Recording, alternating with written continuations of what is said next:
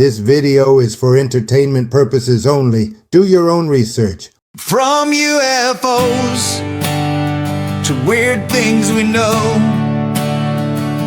it's time for that paranormal, strange, phenomenal show.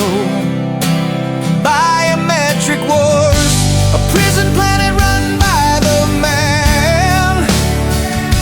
It's time for the Tinfoil Canadian. Take off your hose.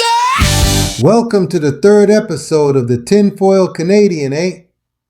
This episode features testimony from military personnel and some UFO footage that I consider to be real UFO video and not AI. So buckle up. Things are about to get real. There's a lot of people in the U.S. government that have seen this video, so it is real. Let me set the stage for you if I can.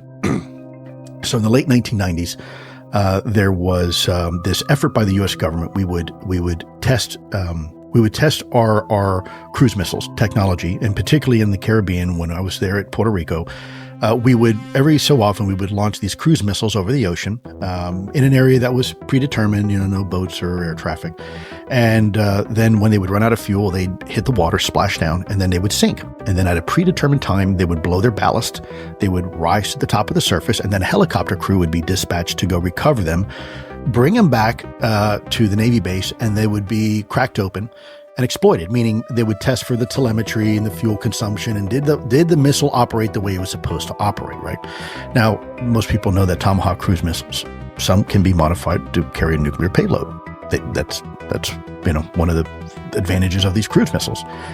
And so there's a helicopter crew. I won't say the person's name because they haven't given me permission to say their name, but they're legit. They're a real helicopter pilot. And so imagine a helicopter crew. You've got the pilot, the co-pilot, a crew chief in the back, and you got a Navy frogman dangling from a line. And they're going to, as he's going down the line, he's gonna put a hook on the missile because it's blown its ballast and fly back.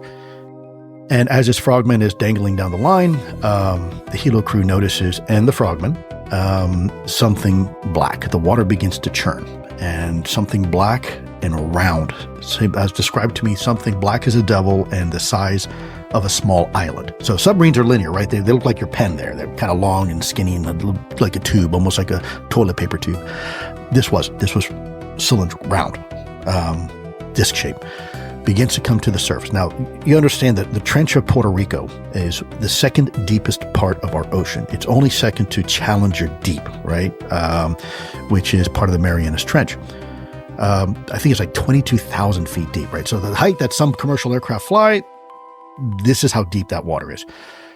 So there's nothing really out there. This thing begins to rise to the surface of the water. The water's churning. The helo crew goes into a panic. The frogman is literally trying to climb the line back up because he's scared like hell. And I get it. And right as this thing is about to break the surface, the missile gets sucked underwater, and then the whole thing disappears. And the helo crew goes back, and that missile to this day remains unaccounted for. Shout outs to Area 52 on YouTube and Open Mind SeaWorld on TikTok. Great stories and interviews on Area 52. When someone as serious as that man is about his military career, you know his story has merit, eh? In 1969, in the late 50s and 60s, the Strategic Air Command had an operation called Chrome Dome. They launched B-52s from SAC, or Strategic Air Command bases, from around the world into the skies with nuclear weapons. And they were up there 24 hours a day, 365 days a year. And the object was to be close enough to the Soviet Union or to China to get the first strike in. And so there's missions being launched from all the different SAC bases and even some satellite bases around the world. This particular mission originated from K.I. Sawyer Air Force Base in Michigan. The pilot had a B-52, a B-52H model. The serial number was 60-0058. He remembered the serial number. It was his plane. He took off. He had 4 Mark 28 nuclear weapons, 1 megaton each, and his mission was to fly in a certain configuration near the Arctic Circle. And he was to do this for a 12-hour period There was a relief crew in the craft with them, and they would be refueled, Right. I think 2 or 3 times during this mission. As they took off, they flew towards their first waypoint, which was near Hudson Bay. There's 2 decks to a B-52. The pilot and the co-pilot sits up in the upper deck. In the lower deck is the flight engineer, the electronic warfare officer, or the one that launches the nuclear weapons, and a gunner. Now, the gunner in the old days would be in the back of the aircraft, but the newer versions had the gunner sitting down in the lower area of the aircraft. The flight engineer radioed that there was an intruder on the aircraft. The pilot told the co-pilot, go down and figure out what's going on down there. And so the co-pilot went down. Now, remember, every single crew member on a B-52 is armed with a .38 caliber revolver for survival purposes and any other reasons. The co-pilot went down, confronted the flight engineer, and the flight engineer pointed towards a walkway or crawl space between the flight engineer area and the Bombay area. And so the co-pilot looked in there and saw this entity. He called it an entity.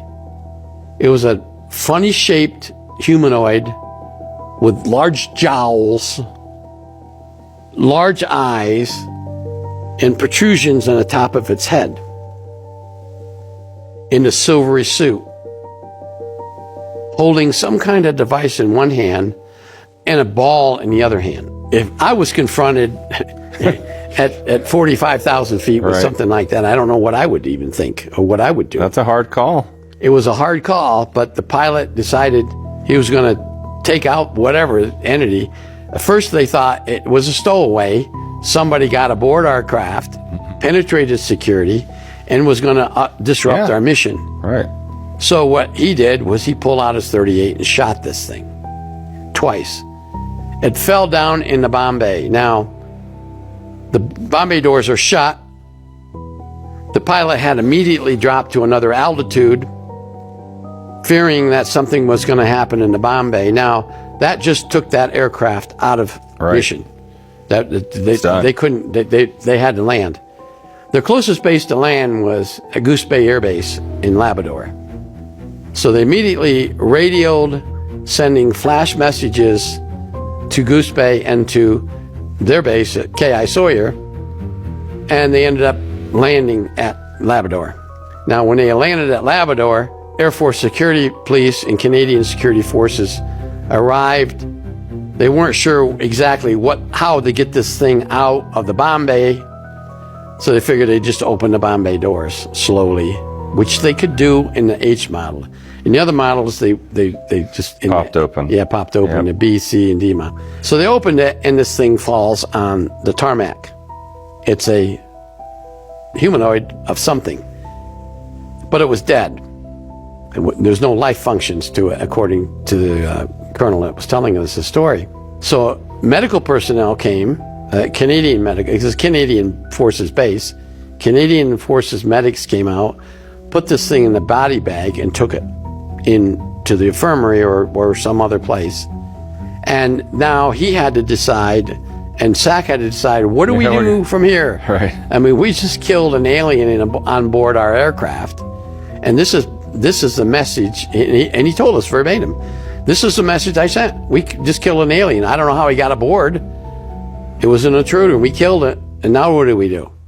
SAC didn't have an answer to him. He said, maintain crew rest there, and now to maintain crew rest on a plane that's armed with four nuclear weapons, they had to stay in the aircraft because they had to guard it. Right, they can't go anywhere. They can't go anyplace. They can't leave the aircraft because they're the ones that are responsible for the aircraft and for those 4 nuclear weapons that are in the Bombay door. So eventually they told them to take off and fly directly back to K.I. Sawyer. They did.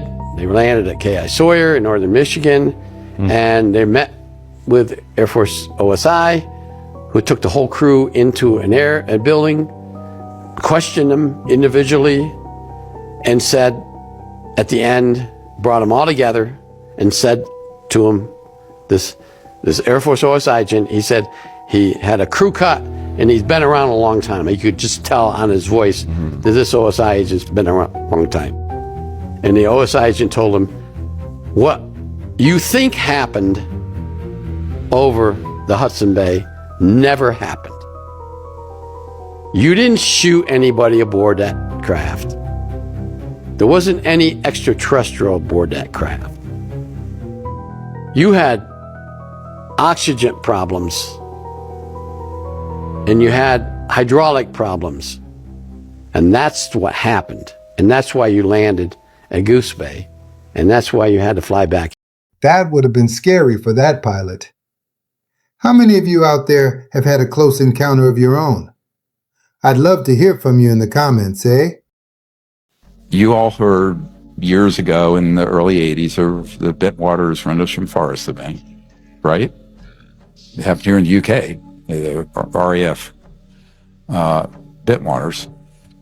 And it was American nuclear assets were there illegally. The ETs landed. It was a pyramid-shaped craft, roughly.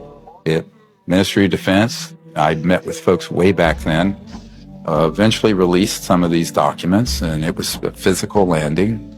But what you don't know is that the senior U.S.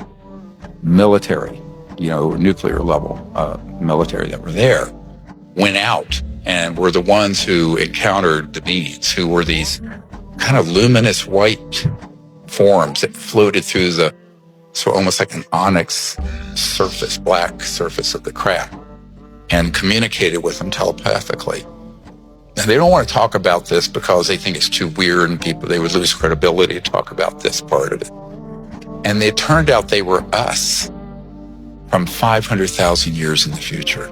They were our children's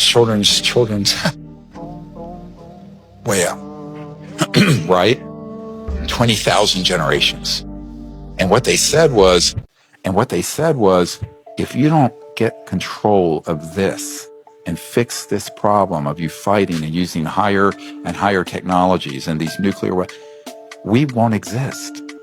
We will not exist. So they actually were from the future. One of the rare times, it was a time travel, but they were ET. And people say, were they extraterrestrial? I said, yes, they were extraterrestrial, but they were after we had evolved from Earth to multiple star systems, and we had become interstellar. We had become extraterrestrial. And we had become a level, 8, 9, 10 civilization, where we were in a state of enlightenment, and we were then teaching and protecting and guiding other planets coming along after. This is an endless cycle of evolution that's cosmic. So that can't happen, at least for our species, unless we, get our act together quickly. I think that it could be likely that aliens are actually ourselves abducting people to make sure their gene pool is diverse. Do you guys think that some aliens might actually be us from the future? Let me know in the comments below, eh?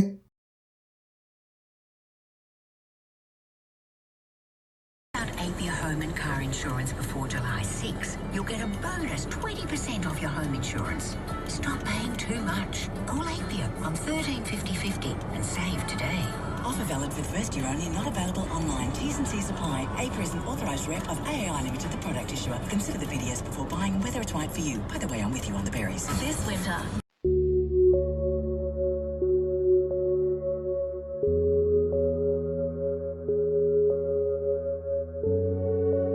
I was tracking a light in the sky.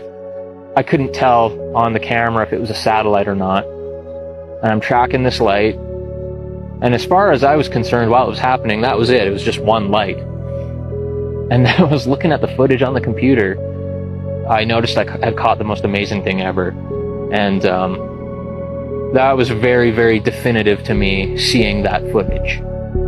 This light comes from the top left corner of the screen, zips down, and then zips back up to this object I was tracking and pulls these maneuvers that I've never seen anything pull before in the sky.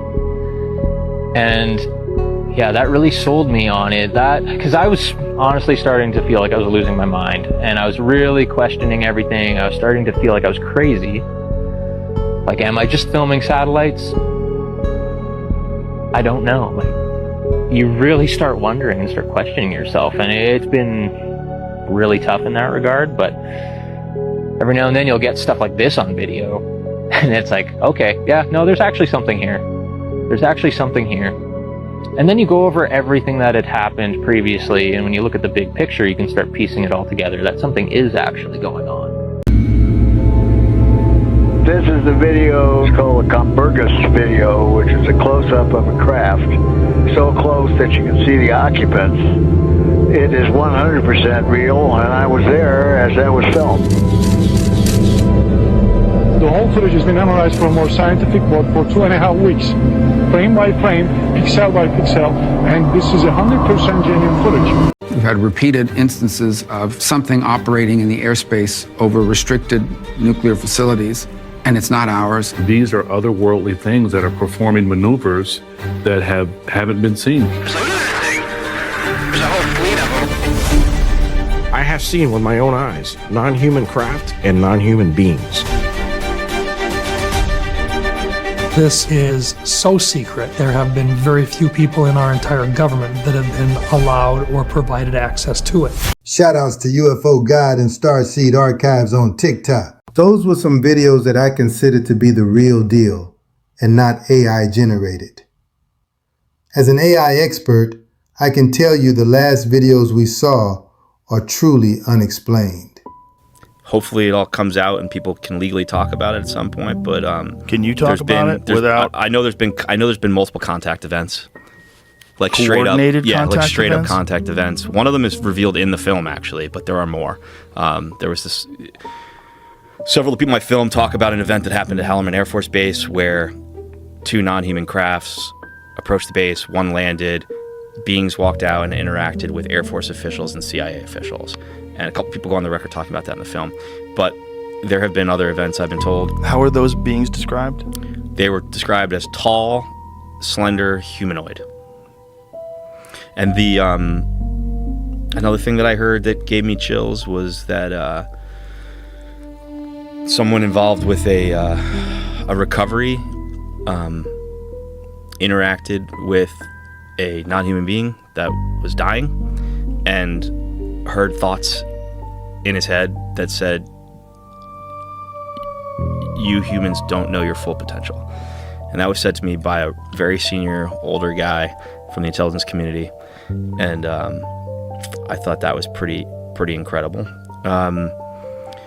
Also, just the extent to which the legacy program is real. This isn't like 50 guys, sitting in a quiet, dark room. You're talking about a massive program with thousands of people going to work every day and dealing with this.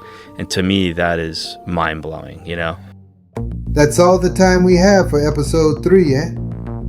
If you have a subject you would like covered here on the Tinfoil Canadian, please leave a comment below. In our next episode, we will be looking at suppressed technologies as requested by my man Scotty M. Until then, stay warm and be nice to your neighbors, eh?